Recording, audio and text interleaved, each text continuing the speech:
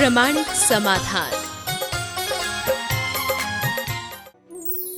गुरुवर नमोस्तु। एक ही समय और घड़ी में जन्म लेने वाले व्यक्ति के कर्म और भाग्य क्यों अलग अलग होते हैं? व्यक्ति अलग है इसलिए कर्म अलग है। घड़ी हमारे भाग्य को निर्धारित थोड़ी होती है। घड़ी से तो हम अपने निर्धारित भाग्य का अनुमान लगाते हैं। एक बात ध्यान रखना, एक ही अस्पताल में उत्पन्न होने वाले ट्विंस जो एक साथ उत्पन्न हुए, अक्षांश देशांश दोनों का समान है, इष्टकाल समान है, जन्म पत्री एक, पर भाग्य अलग अलग। तो ये चीज़ें समझना चाहिए। इसलिए मैं कहता हूँ ज्योतिष को एक सीमा से ज़्यादा मत मानना। लकीर के फकीर ज्योतिष को मत करना, मन के मत बनना। ज्योतिष देख करके अपना जीवन मत बढ़ाओ। अपने भावी भविष्य को उज्जवल बनाने के संकल्प के साथ बढ़ो। वर्तमान को ठीक करोगे तो भविष्य अपने आप ठीक हो जाएगा। केवल भविष्य का फल देख देख करके तुम चाहोगे तो तुम्हारा जीवन विफल हो जाएगा। गुरुवर नमोस्तु। माता पिता की नसीहत बच्चों को बुरी लगती है, तो बच्चों को उनकी वसीयत क्यों अच्छी लगती है? बहुत अच्छा पूछा है। नसीहत बुरी लगती है, वसीयत अच्छी लगती है। मैं समझता हूँ जिनको नसीहत बुरी लगती है उन्हीं को वसीयत अच्छी लगती है। जो संस्कारवान लोग होते हैं वे कभी भी नसीहत को बुरा नहीं मानते, और जो संस्कारहीन लोग होते हैं वो वसीयत को ही देखते हैं। हमें माँ बाप से संपत्ति लेने की जगह संस्कृति लेना चाहिए। संतान को संस्कृति देना चाहिए, और संतान को भी ये सोचना चाहिए कि माँ बाप की एक एक हिदायत हमारे जीवन को मंगल बनाने का आधार है। क्योंकि वो जो कुछ भी कहते हैं अपने अनुभवों के निचोड़ के रूप में बोलते हैं, और यदि हम उनके अनुभव के रस का निचोड़ प्राप्त करें तो वो हमारे जीवन की कामयाबी के लिए एक बहुत बड़ा सहारा बनेगा। इसलिए कभी भी माता पिता के द्वारा दिए गए हिदायतें या बड़े जनों के द्वारा दिए गए हिदायतों को नकारात्मक दृष्टि से नहीं देखना चाहिए। उसको अपने लिए हितकारी मान करके स्वीकार करना चाहिए। गुरुवर नमोस्तु। कम जगह होने के कारण मंच, मंदिर आदि स्थानों पर अतिथि सम्मान करना क्या उचित है? हमारा जो मंच है, धार्मिक मंच है, गुरुओं के सानिध्य का मंच है, वो मंच धर्म मंच तो है ही, हमारी समाज का भी मंच है। तो कई बार हमारे समाज में जो अन्य लोग आते हैं उनका यथायोग अगर सत्कार किया जाता है तो गलत नहीं, लेकिन मर्यादा की रक्षा करते हुए जिनका सम्मान किया जा रहा है वो पहले गुरुजनों के प्रति अपनी श्रद्धा अर्पित करे, उसके बाद आप उसका सत्कार करें तो कोई दोष नहीं। लेकिन उसी व्यक्ति के सम्मान में इतने मगन हो जाएं कि जो मंच की गरिमा खत्म हो जाए, ये उचित नहीं। जहाँ तक सवाल है मंदिर का, तो मेरी राय में कितना भी स्थान कम हो, भगवान के समक्ष सम्मान करने से पूर्व एक मर्यादा बनानी चाहिए और एक पर्दा लगा लेना चाहिए। मंच अलग है तो ठीक, भगवान से थोड़े साइड में आप सम्मान कर सकते हैं। वस्तुतः व्यक्ति का सम्मान नहीं है, उसके त्याग का सम्मान है, उसके समर्पण का सम्मान है, उसकी श्रद्धा और सेवा का सम्मान है। इससे एक दूसरे को प्रोत्साहन मिलता है और साधर्मी वात्सल्य बढ़ता है, हमारी समाज की प्रतिष्ठा भी बढ़ती है। इसे एकांगी लहजे में नहीं देखना चाहिए। गुरुवर नमोस्तु। वर्तमान समय में किसी व्यक्ति के पास देव आते हैं, तो ऐसी विपरीत परिस्थिति में कैसे बचा जाए? जो भी कहते हैं मैं देव आते हैं उनसे कहो भैया तुम्हारे अंदर देव है तो तुम देव तो सब जानते होंगे, बताओ तुम्हारे पीछे खड़े व्यक्ति का नाम क्या है? उससे पूछो हमारे जेब में रखे रुपये का नंबर क्या है? तुम्हें ज्ञान है, तुम देव हो, तुम्हें अवधि ज्ञान है तो मान लो, और नहीं अगर ये सब बातें नहीं बता पा रहे तो समझ लो ये कोई फर्जी बात है, इसको दिमाग में लाने से कोई लाभ नहीं। गुरुवर नमोस्तु। श्वेतांबर जैन समाज का व्यक्ति क्या दिगंबर साधु को आहार दे सकता है? देखिए, आहार दान देने की अपनी संहिता है। जो भी आहार देना चाहे गुरुजनों से प्रत्यक्ष रूप से पहले निवेदन करे, अपनी स्थिति प्रकट करे, फिर उनकी सम्मति मिले तो आप आहार दे सकते हैं। गुरुवर नमोस्तु। चमड़े से निर्मित वस्तु को बेचकर धन अर्जित करता है और उस धन को धर्म के कार्य में लगाता है, तो क्या ये उचित है? सर्वथा अनुचित है। ऐसे व्यक्ति को पहले उस व्यवसाय का त्याग करना चाहिए। देखिए, घटना बताता हूँ। साहू अशोक कुमार जैन गुरुदेव के चरणों में ललितपुर आए। उन दिनों दिगंबर जैन महासमिति और महासभा में बड़ा कसमकस चल रहा था। तीर्थ बंधना रथ का प्रवर्तन हो रहा था। समाज का एक वर्ग उसका विरोध भी कर रहा था। उसी सिलसिले में गुरु चरणों में वे और महासभा के अध्यक्ष निर्मल कुमार जी सेठी दोनों आए थे। साहू अशोक जी ने आहार देना चाहा। दोनों एक साथ पड़गान के लिए खड़े हुए। आचार्य श्री का पड़गान नहीं हुआ। आचार्य श्री ने उनसे आहार नहीं लिया। बाद में उन्होंने पूछा, गुरुदेव आपने मुझसे आहार क्यों नहीं लिया? गुरुदेव ने कहा कि आपकी कैरोना कंपनी आपकी? बोले हाँ महाराज, उसके कुछ शेयर्स हमारे हैं। उसमें जूते बनते हैं, चमड़े के जूते बनते हैं। जूते चप्पल के व्यवसाय करने वालों से हम आहार कैसे लें? साहू जी ने कहा ठीक है गुरुदेव, आपका इशारा हम समझ गए। अब हम पात्रता लेकर आपके चरणों में आएंगे। ये घटना जून की थी, मई जून की। उसके बाद वो अगस्त में गुरु चरणों में आए। कुंद कुंद द्विसहस्राब्दी के सिलसिले में एक कार्यक्रम था और वो गुरु चरणों में आए थे। आते ही उन्होंने कहा, मैं पात्र बनकर आया हूँ, अब तो मैं आहार दे सकता हूँ। इस बीच उन्होंने अपनी कैरोना कंपनी बेच दी थी।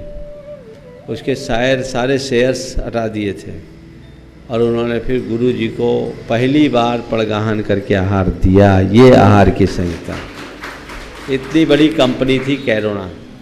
तो कहने का तात्पर्य ये है कि जो लोग इस तरह का धंधा करते हैं वो यथार्थता आहार दान देने के अपात्र हैं।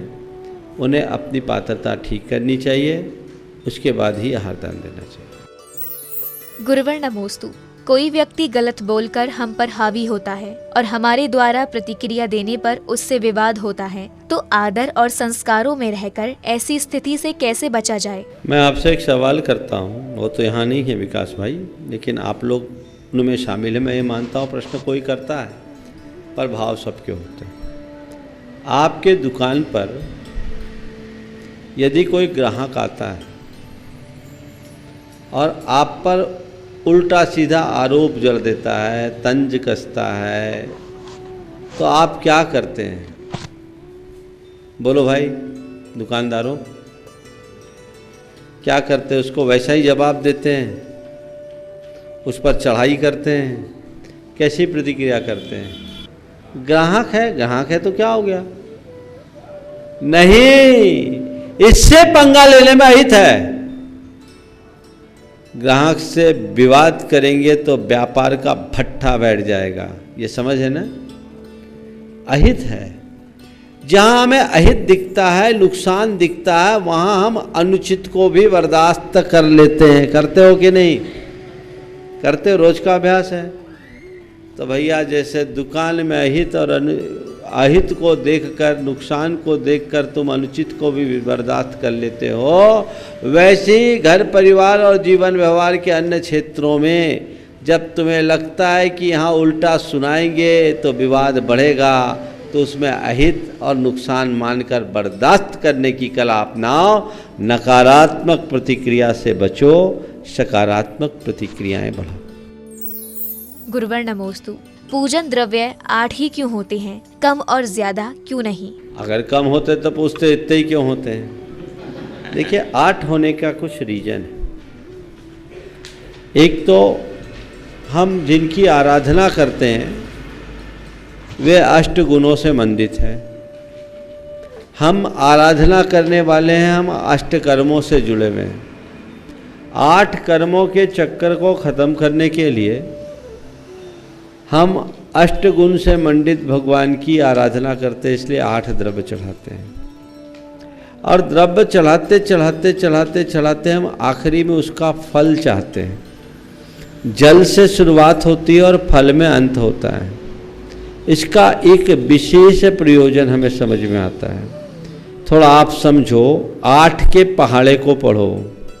8 एकम 8, 8 दूनी 1 और 6, 8 त्रिका 2 और 4 6, 8 चौके 32 है, 3 और 2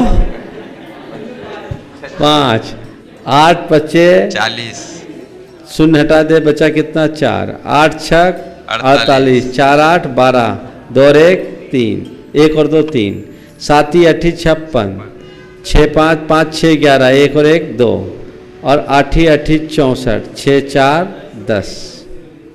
अब बचा क्या 10, 1, 8 पर आए तो 1 बचा। इसका तात्पर्य ये है, भगवान मैंने जब शुरुआत की तो मेरे अंदर 8 के 8 अवगुण थे, और जब मैं 16 का हुआ तो मेरे अंदर 1 गुण आया, 6 अवगुण रहा। 24 का हुआ तो 2 गुण आए, 4 अवगुण हुए। 32 में आया तो 3 गुण हुए, 2 अवगुण हुए। 40 में आया तो 4 गुण हुए, अवगुण 1 भी नहीं रहे। और उसके बाद 7 8 56, तो उधर उत्तरोत्तर हमारे गुण बढ़ते गए, अवगुण नहीं रहे। तो 8 का जो अंक है वो इस बात को बताता है कि हम अवगुणों को घटाएं और गुणों को बढ़ाते हुए चलें। समझ गए? तो अवगुण को घटाने के लिए, गुणों को बढ़ाने के लिए भगवान के चरणों में हम 8 की आराधना करते हैं। अन्य परंपराओं में भी अष्टपुष्पी पूजा होती है। अष्टपुष्पी पूजा का एक और प्रयोजन मुझे प्रतीत होता है कि हमारे हृदय की जो स्थिति है, जिसे हम भाव द्रव्य मन कहते हैं, वो 8 पाखुड़ी वाला है।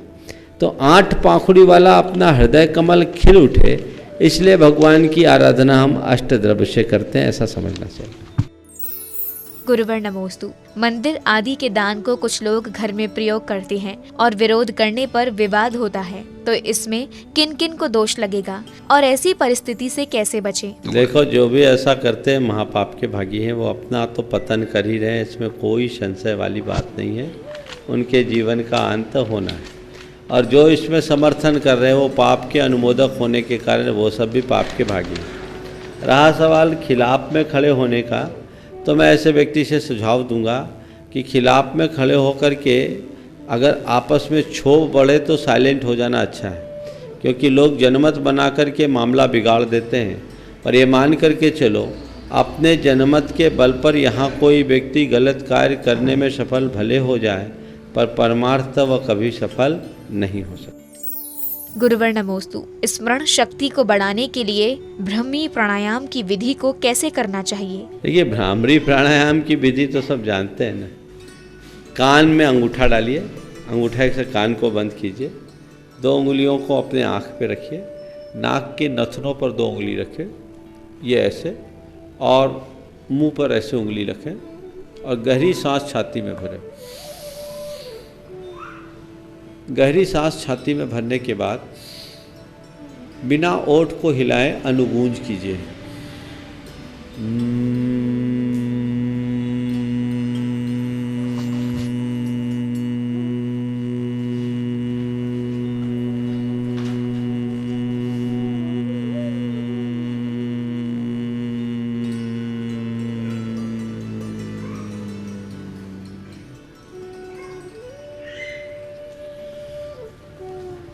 ये भ्रामरी प्राणायाम है, योग वाले सब कराते हैं, इस विधि से कर सकते हैं। गुरुवर नमोस्तु। गृहस्थी और मोह को बढ़ाए बिना क्या हम अपने माता पिता के साथ रह सकते हैं? बिना शादी किए कोई माँ बाप के साथ रहकर अपना जीवन निर्वाह करना चाहे तो कर सकता है, बशर्ते शील संयम का दृढ़ता से पालन करे। अविवाहित होकर के घर में रहना तो बेकार है।